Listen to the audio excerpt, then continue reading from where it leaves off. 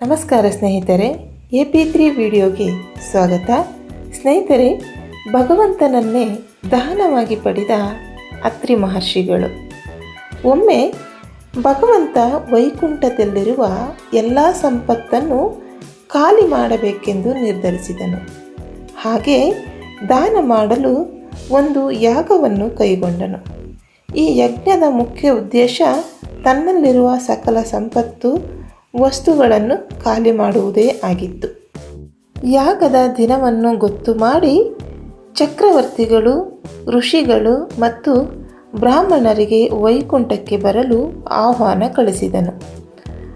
ಯಾಗದ ದಿನ ಮಹರ್ಷಿಗಳಾದ ಭೃಗು, ವಿಶ್ವಾಮಿತ್ರ, ಭಾರದ್ವಾಜ, ವಸಿಷ್ಠರು, ಅಗಸ್ತ್ಯ, ಕಶ್ಯಪ, ಜಮದಗ್ನಿ, ವಸಿಷ್ಠ ಗೌತಮ ಮಹರ್ಷಿ, ಚಕ್ರವರ್ತಿಗಳು, ಬ್ರಾಹ್ಮಣರು ಸೇರಿದಂತೆ ಸಾವಿರಾರು ಸಂಖ್ಯೆಯಲ್ಲಿ ಯಜ್ಞಕ್ಕೆ ಬಂದರು.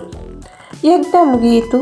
ಪೂರ್ಣಾವತಿ ಕೊಟ್ಟು ಎಲ್ಲರಿಗೂ ಭಗವಂತನೇ ಮುಂದೆ ನಿಂತು ಅತಿಥಿ ಸತ್ಕಾರ ಮಾಡಿ ಸತ್ಕರಿಸಿ ಅತಿಥಿಗಳಿಗೆ ಹೇಳಿದ, ಈ ವೈಕುಂಠದಲ್ಲಿರುವ ಸಂಪತ್ತನ್ನು ಯಾರಿಗೆ ಏನು ಬೇಕೋ ತೆಗೆದುಕೊಂಡು ಹೋಗಿ.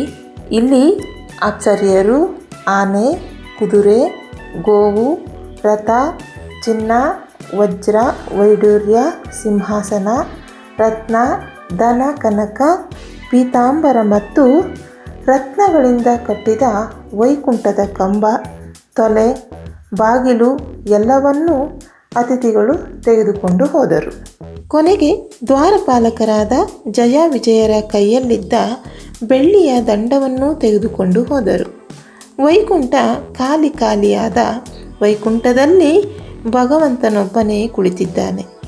ಯಜ್ಞ ಕಾರ್ಯಕ್ಕೆ ಬಂದವರೆಲ್ಲ ಸ್ಮೃತಿ ಪಟಲದಲ್ಲಿ ಬಂದರು. ಆದರೆ ಅತ್ರಿ ಮಹರ್ಷಿಗಳು ಬಂದಿಲ್ಲ ಎಂಬುದು ಗಮನಕ್ಕೆ ಬಂದು ಅವರನ್ನು ಕರೆತರಲು ಜಯ ವಿಜಯರನ್ನು ಕಳಿಸಿದನು.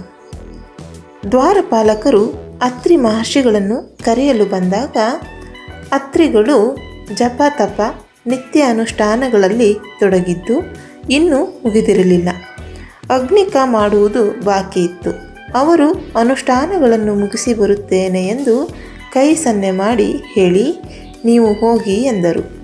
ಮಹರ್ಷಿಗಳು ಎಲ್ಲ ಮುಗಿಸಿ ವೈಕುಂಠಕ್ಕೆ ಬಂದರು. ದ್ವಾರಪಾಲಕರು, ಮಹರ್ಷಿಗಳೇ ಈಗ ಬಂದಿರಲ್ಲ, ಇಲ್ಲಿ ಏನೂ ಉಳಿದಿಲ್ಲ, ಎಲ್ಲ ಖಾಲಿ ಎಂದರು. ಅತ್ರಿಗಳು ಹೇಳಿದರು, ನಾನು ಬಂದಿರುವ ವಿಷಯ ಭಗವಂತನಿಗೆ ಹೇಳು ಎನ್ನುತ್ತಿದ್ದಂತೆ ಸ್ವತಃ ಭಗವಂತನೇ ಎದ್ದು ಬಂದು ಅತ್ರಿ ಮಹರ್ಷಿಗಳನ್ನು ಒಳಗೆ ಕರೆದೊಯ್ದು ಹೇಳಿದ, ಮಹರ್ಷಿಗಳೇ, ನಿಮ್ಮನ್ನು ಕೂರಿಸಲು ಒಂದು ಆಸನವೂ ಇಲ್ಲ, ನಿಮಗೆ ಏನು ಕೊಡಲಿ ಮಹರ್ಷಿಗಳೇ ಎಂದನು. ಏಕೆ ಹಾಗೆ ಹೇಳುವೆ ನಾರಾಯಣ, ಎಲ್ಲ ಖಾಲಿಯಾದರೆ ಆಗಲಿ, ನನಗೆ ನೀನಿರುವೆಯಲ್ಲ ಎಂದರು. ಭಗವಂತನಿಗೆ ಅದೇ ಬೇಕಾಗಿತ್ತು. ಅವರ ಮಾತನ್ನು ಒಪ್ಪಿ ಹೇಳಿದ, ನನ್ನ ವಿನಃ ನಿಮಗೆ ಕೊಡಲು ಬೇರೆ ಏನೂ ಇಲ್ಲ. ನಾನು ನಿಮ್ಮ ನಿಷ್ಠೆ ಅನುಷ್ಠಾನವನ್ನು ಮೆಚ್ಚಿದ್ದೇನೆ. ಆದ್ದರಿಂದ ನಾನೇ ಸ್ವತಃ ನನ್ನನ್ನೇ ನಿಮಗೆ ದಾನ ಕೊಡುವೆ ಎಂದನು.